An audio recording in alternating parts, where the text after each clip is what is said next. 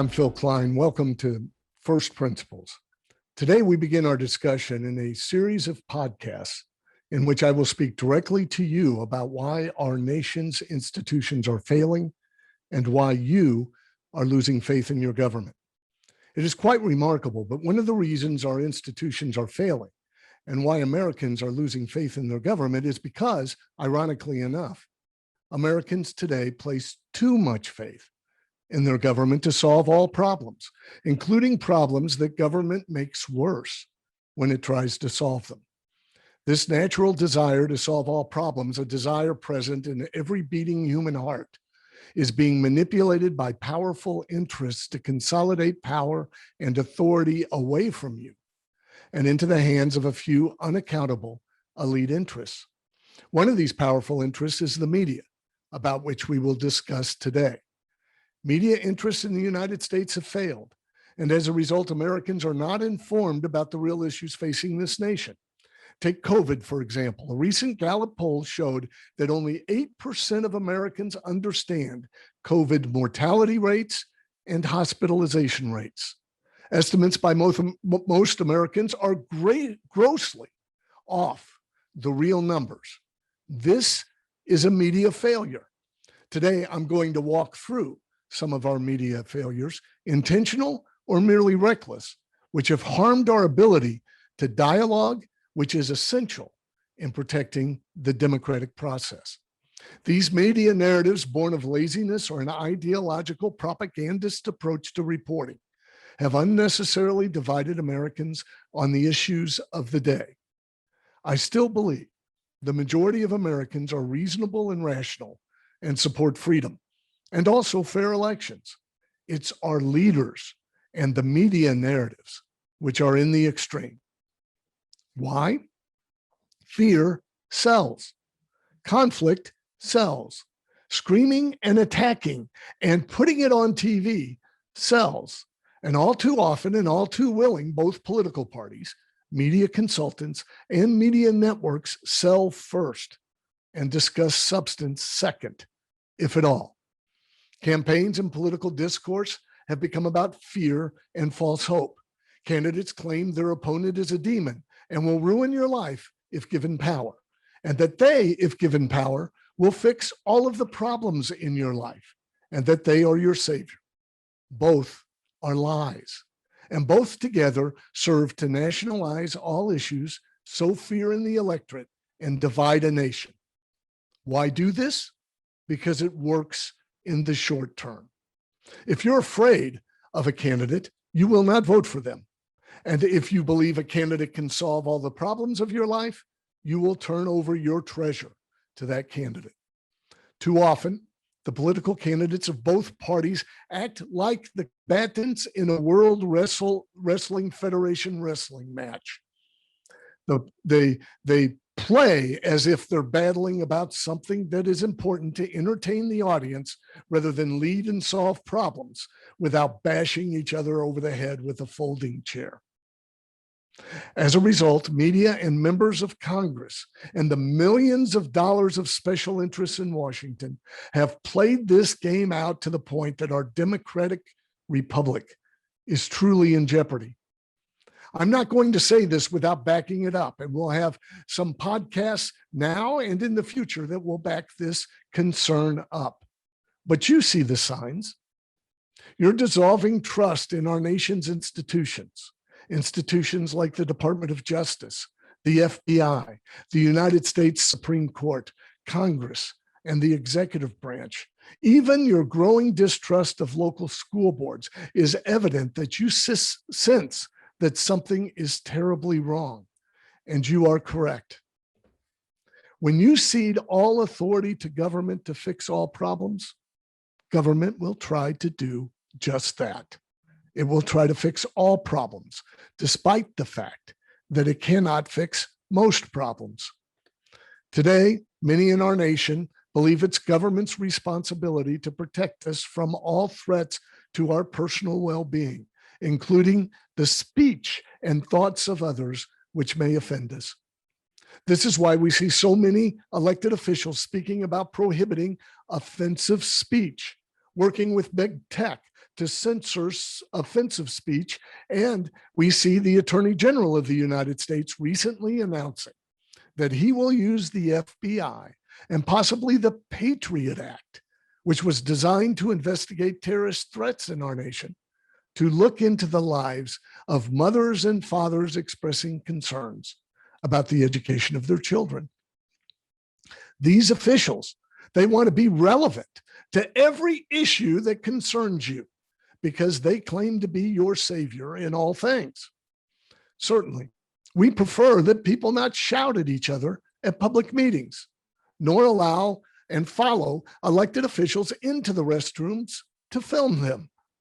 But do we want to use the full power and force of the federal government to force all of us to agree on what speech is offensive and what speech is not? For if you do, government will be glad to oblige. Government will define what is offensive, and in the future, it might just define you as offensive. And this is where we stand, because America, it seems, believes that government can solve all problems and can protect us from all things. We turn over to government jurisdiction over our speech and our thoughts, which can give you a false power to rule over others and make sure everybody hears your opinion and not the opinions of others when government agrees with your opinion. But that approach leaves you frightened and fearful when government disbelieves or disagrees with your beliefs. And when government has such power, the powerful get started influencing government. And increasingly, this is done behind closed doors with so-called experts and powerful interests as the only ones allowed inside. Let me give you a few examples. I served in the Kansas legislature for 8 years, and I still remember one of the first committees I served on was the Rule and Regulatory Committee. My responsibility was to overview and look at the rules and regs that the executive branch or the governor's authority and his agencies or her agencies imposed upon the business community and upon Kansans. Our first hearing involved the barbering board.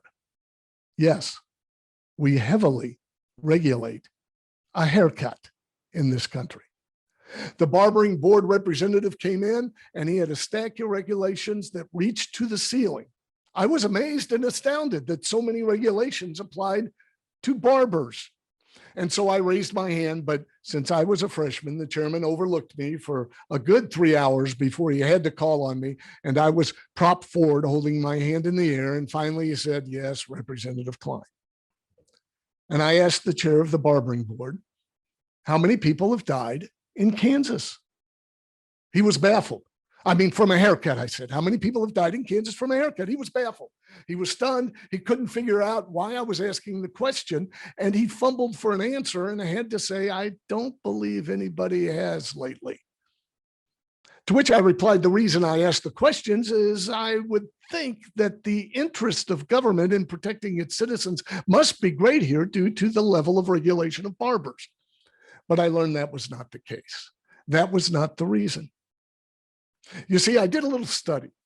Now, this is about 1994, and I studied how much it took for somebody to enter or start cutting hair for a profession. How much money does it take? It took about $25,000 to get started. Our regulations required you to go to a school to learn something you probably already knew how to do. That is tuition plus a year of deferred income. Moreover, you can't cut hair in your home. It's considered a health hazard. You have to have special apparatus to sweep up the hair to keep bacteria from occurring within the barbershop. The total cost is $25,000. You go back into about 20 years earlier, before we heavily regulated barbers. And let's assume that there was a single woman who, for some reason, knew how to cut hair, and she had lost the support of her husband. Maybe he had died without insurance, and now she had to provide for the family. So she wanted to start a business cutting hair. It cost her about $100. She didn't have to go to school. She could open it up in her home. She could care for her own children as she cut hair, and she did a good job. Guess what? People came back. Let me ask you, when you go get your hair done or get a haircut, is the first thing you do, do you ask to see the license of the state on the wall to make sure that you're safe or that the haircut will be competent? And what happens if you get a bad haircut?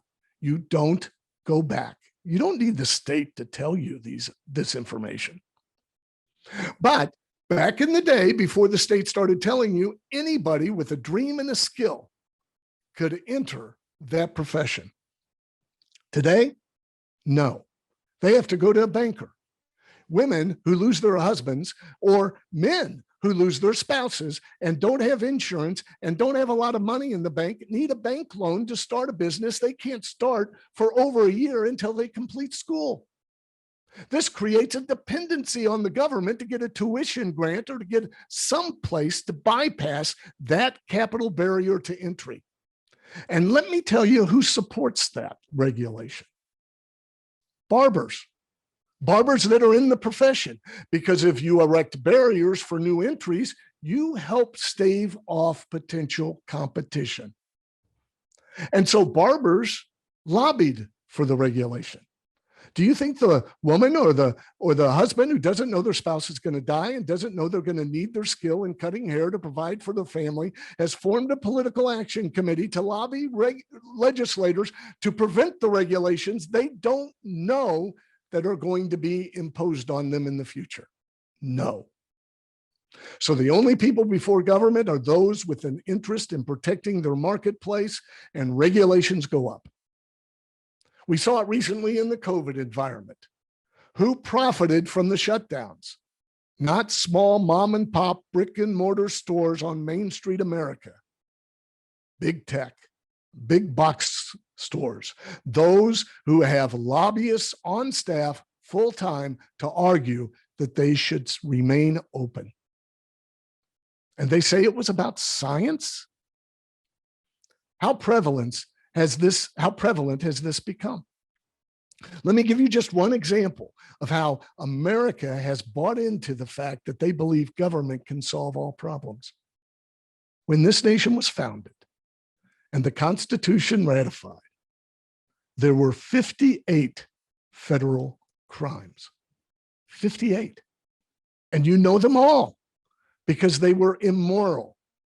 You don't rape. You don't steal. You don't commit fraud. You don't commit treason. You would recognize every one of them, and you would not have to be educated about them. It would be on your heart because you know there is a right and a wrong if you pause enough to think about it, despite what our culture says. 58. About 5 years ago, a congressman asked the Congressional Research Service to tabulate all of the federal crimes for which American citizens can go to jail. For 2 years, the Congressional Research Service tried to accomplish that goal. And they came back and said, we cannot. There are too many to count. Hundreds of thousands of federal crimes. Many of those crimes, by the way, don't require that you even know that the law is there. You don't even have to have an intent to violate the law. And you could be doing something morally good and still go to prison. One example, let's say your child does a Kool-Aid stand and concerned about the paper cups and recycling them in which the Kool-Aid is poured and the guests buy. Your child puts up a trash can, lines it, and puts out a sign that says, "Give a hoot, don't pollute. Please throw your trash away." That's misappropriation of a federal slogan to which a person can go to jail and receive a substantial fine. Why has this happened in America? Because many elected officials have learned the game of avoiding responsibility while gaining credit. It is very simple that if you hear something that makes national news and is concerning to all, even if it's a local issue, to jump on TV and announce you're going to introduce a bill. People are unhappy in America. I'm introducing a bill to make them happy. And then the bill simply states that all Americans shall be happy, and the executive branch or the bureaucracy shall implement all rules and regulations to accomplish that purpose. And that creates the administrative state, which is a group of unelected officials, mainly in windowless offices in Washington, D.C., telling you how to run your life, telling your teachers how to teach, and deciding these things in America. And they're unaccountable, unelected, and unreachable by you, and only influenced by special interests. Now, legislators love to do this because they can run on the fact that I have passed a bill that will make you happy. And it's just the executive branch that is messing it up with all those stupid regulations. They get the credit and they get to cast blame. I saw that over and over as a legislator and as an attorney general. So much of government in America today is about avoiding accountability and responsibility. Many of the terms, for example, that we use in government and discussion of important issues are designed to just do that. What is a budget cut in government terms? I know what it is for your family. It's you receive less money in the future than you received in the past.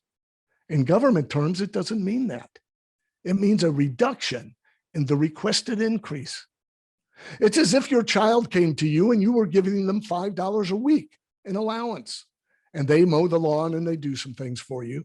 And they say, Mom, Dad, I need $10 a week.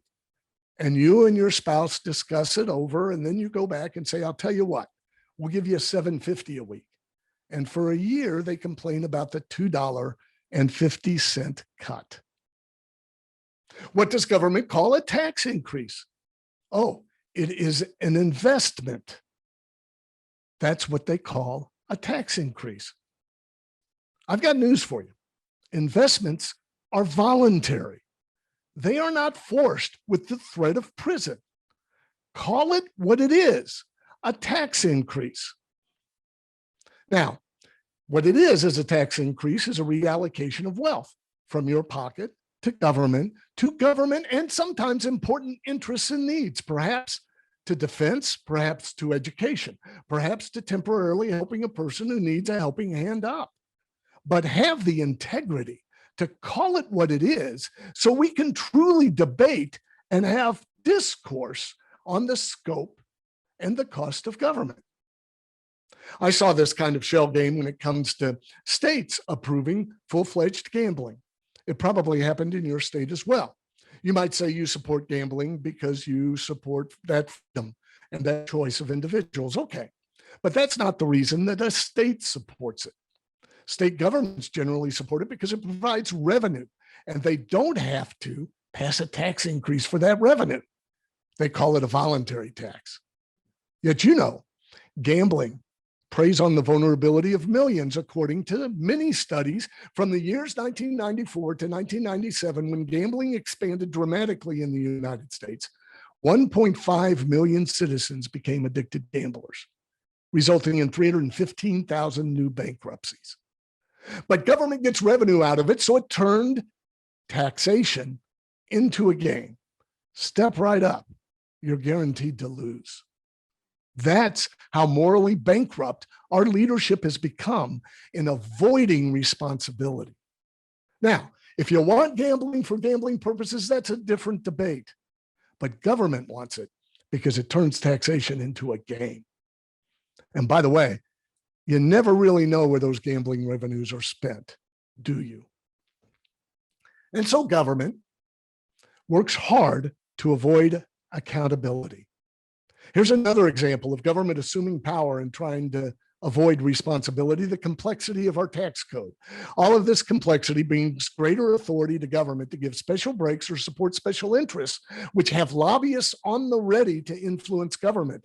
In that regard, I know this. I was in the legislature for 8 years. I was tax committee chairman for 4 years, and I saw this play out on a daily basis. A simple and understandable tax code depowers government and empowers citizens to meaningfully discuss the role and cost of government. When we look to government to solve all problems, we grant government legitimacy to involve itself in every aspect of our lives. And of course, that's going to cost a lot of money.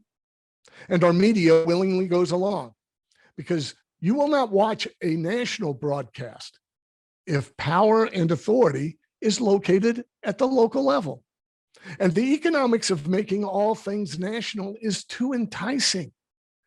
It increases the amount that you can charge for advertising, and it reduces your expenditures. One reporter in Washington is a lot better and less costly than 1,000 reporters attending the city hall meetings. As a result of these forces, our belief that government must act to solve all human dilemmas is so entrenched that we can't imagine living without that faith. And we willingly trade away core freedoms for a false sense of security. This is happening today, as our nation is undermining some fundamental protections of individual liberty, including respect for the intrinsic value of every human life and equal treatment before the law. As an author of the book, Live Not by Lies, Mr. Dreher stated in his book, I'm going to quote from him. And Live Not by Lies, by the way, is a quote from Alexander Solzhenitsyn, who served time in a Russian gulag because of his stand for individual liberty. But reading from Mr. Dreher's book, he states, elites and elite institutions are abandoning old-fashioned liberalism, which was based on defending the rights of the individual. And they've replaced it with a progressive creed that regards justice in terms of groups, identity politics. And so I say, there is an important truth for us to recognize here. Any nation claiming to be free must have people willing to stand for the freedoms of those with whom they disagree, or that nation will not long remain free. We will take up these two topics, respect for the intrinsic value of the individual and equal treatment under the law, in my next podcast.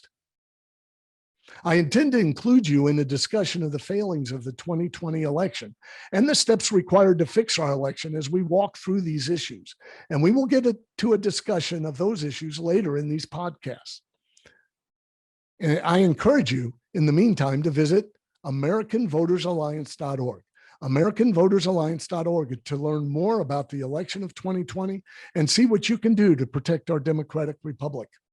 Soon we will expand that website to include issues such as the ones we are discussing today.